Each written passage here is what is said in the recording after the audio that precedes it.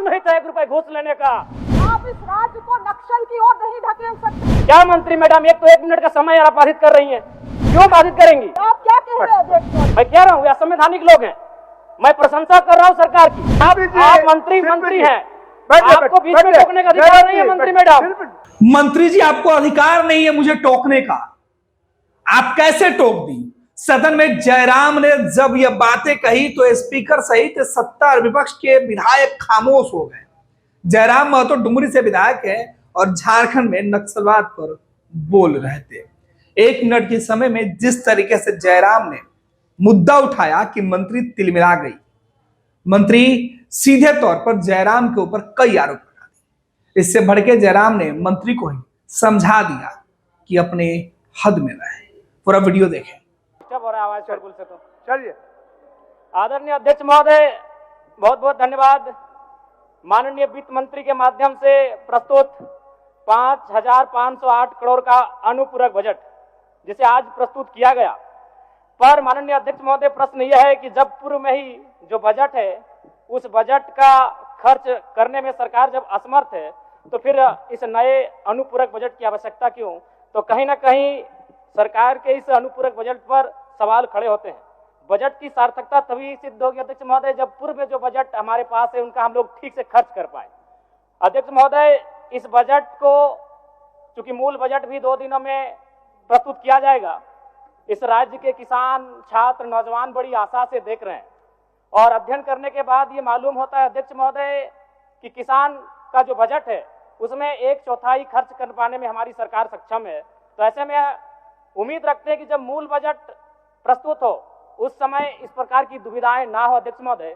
और अध्यक्ष महोदय, मैं अब थोड़ा सा एक विषय, सदन के सरकार के एक वरिष्ठ विधायक ने नक्सलियों पर बात किया था और मैं सहमत भी हूं। इसमें पूर्व की सरकार और वर्तमान की सरकार दोनों का योगदान है कि आज नक्सली गतिविधियां इस राज्य में कम हुई है। लेकिन अध्यक्ष महोदय, सवाल मेरा ये है और मेरा कहना भी ये है, अभी वर्तमान में अगर आप झारखंड पुलिस की ऑफिशियल वेबसाइट को जांचेंगे तो वहां 72 नक्सलियों की सूची है। अगर आप उनके नामों को पढ़ेंगे अध्यक्ष महोदय, मैं 2-3 नाम पढ़ ही देता हूं। मिसिर बेसरा, प्रयाग माझी, अजय महतो, सुभाष महतो। जब इन लिस्टों को पढ़ेंगे ना अध्यक्ष महोदय तो आप 1970 के दौर को भी थोड़ा कंपेयर करेंगे कि जब उस समय झारखंड आंदोलन अलग राज्य की जो लड़ाई थी और उस समय जिन लोगों, जिन कौम का जान गया था, आज वे लोग नक्सली के रूप में उनका जान जा रहे हैं अध्यक्ष महोदय। 72 में हमको लगता है कि 50 आदिवासी नक्सली है अध्यक्ष महोदय। मेरा कहना यह है, ये राज्य आदिवासियों का, जंगल आदिवासियों का, दलमा का पहाड़ आदिवासियों का, पारसनाथ का पहाड़ आदिवासियों का, लुगू बाबा का पहाड़ आदिवासियों का और नक्सली भी आदिवासी अध्यक्ष महोदय। खामियां कहां रही? आखिर क्या कारण रहा कि एक आम आदिवासी नक्सली गतिविधियों की ओर प्रभावित हुआ अध्यक्ष महोदय? बहुत ही गंभीर विषय है। मैं उस पर प्रकाश डालते हुए, मैं आज से लगभग 18 साल पहले इस देश के एक सम्मानित अखबार हिंदुस्तान में एक पत्रिका छपी थी, 17 तारीख 2रा महीना 2007। उसका शीर्षक था अध्यक्ष महोदय, माओवादियों ने बांटी हजारों एकड़ जमीन। अध्यक्ष महोदय, मैं पारसनाथ की तराई से आता हूं। जब नक्सली गतिविधियों का प्रश्न आता है तो सबसे पहले लोग पारसनाथ को देखते हैं। आज गांव में लोग क्या कहते हैं मालूम है अध्यक्ष महोदय कि 1990-95 में, मैं पुनः कहूंगा, मैं नक्सलियों का समर्थन नहीं करता हूं, उन्हें असंवैधानिक मानता हूं, उन पे कार्रवाई होनी चाहिए, लेकिन मैं गांव से आता हूं और गांव की बात कहता हूं। गांव के लोग क्या कहते हैं मालूम है कि जब नक्सलियों का वर्चस्व था, वीडियो का हैसियत नहीं था 1 रुपए घूस लेने का, सीओ का औकात नहीं था 1 रुपए घूस लेने का, थाना प्रभारी थर-थर कांपते थे। यानी आम व्यक्ति आज भी अगर गोलियां खा रहे नक्सल के नाम पर तो कारण आपका सिस्टम फेल है अध्यक्ष महोदय, इसको स्वीकारिए और नहीं तो पढ़िए झारखंड सरकार, झारखंड राज्य की गृह कार्य आपदा विभाग की रिपोर्ट, जिसमें ये कोई पुरानी रिपोर्ट नहीं अध्यक्ष महोदय, ये 2024 26 तारीख 12वां महीना 30 से कागज भेजवा दीजिए, कागज भेजवा दीजिए। समय हो गया है, सरकार का उत्तर होना है। मैडम, मंत्री मैडम साधिता करें, ये 12वां महीना की रिपोर्ट है अध्यक्ष महोदय। 1 मिनट जयराम जी, 1 मिनट चाहते हैं क्या? जी नहीं, आप क्या कहना चाहते हैं? मैं ये कहना चाहता हूँ, आपको व्यवस्था में रह के चीजों को व्यवस्थित करना होगा। आप इस महोदय, ये चल आप बैठ। आप क्या कह रहे हैं अध्यक्ष महोदय?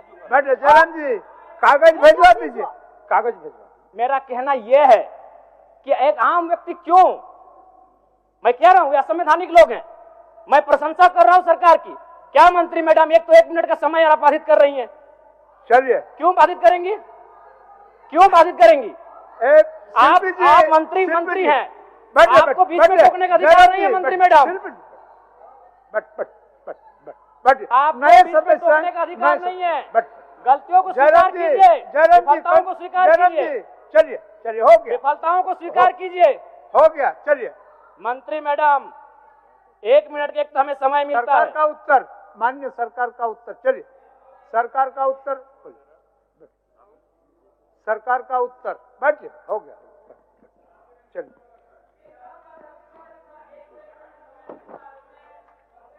समय आवंटन का हम बोल दिए आपको पहले ही, आवंटन था। आप लोग वापस में सहयोग करके समय को थोड़ा बढ़ा लीजिए, एक एक दिन करके।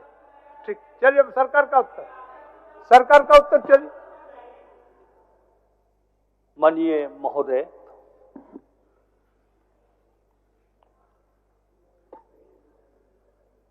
तृतीय अनुपूरक बजट जो 5,508 करोड़ रुपए का स्थापन पनोरमा ग्रुप, जो सोचता है वो करता है, आपके अपने सपनों का आशियाना। ये लो मुंह मीठा करो, आज मैंने अपना जॉब छोड़ दिया, अब हम पूर्णिया वापस जाएंगे। जॉब छोड़ दिया है? मतलब ये घर कैसे चलेगा, हम करेंगे क्या, और माँ बाबूजी क्या बोलेंगे? इसलिए मैं एक और मिठाई का डब्बा लाया, अपने बिजनेस के लिए लोन अप्रूव हो गया। अरे लोन अप्रूव हो गया वो तो ठीक है, लेकिन पूर्णिया में हम रहेंगे कहाँ? अपना घर भी तो नहीं है वहाँ। इसलिए तो एक और मिठाई का डब्बा अलग से लाया हूँ। हमने पूर्णिया में घर ले लिया है, पूर्णिया के ई होम्स पैनोरमा में। पूर्णिया में पैनोरमा ग्रुप लेकर आए हैं ई होम्स पैनोरमा, बड़ा घर, आलीशान जिंदगी और अत्याधुनिक सुविधाओं के संग। अरे अब क्यों मुंह मीठा करवा रही हो? क्योंकि हम घर वापसी जो कर रहे हैं। घर वापसी की खुशी पूर्णिया में ई होम्स पैनोरमा के संग। ई homes panorama, luxurious lifestyle redefined.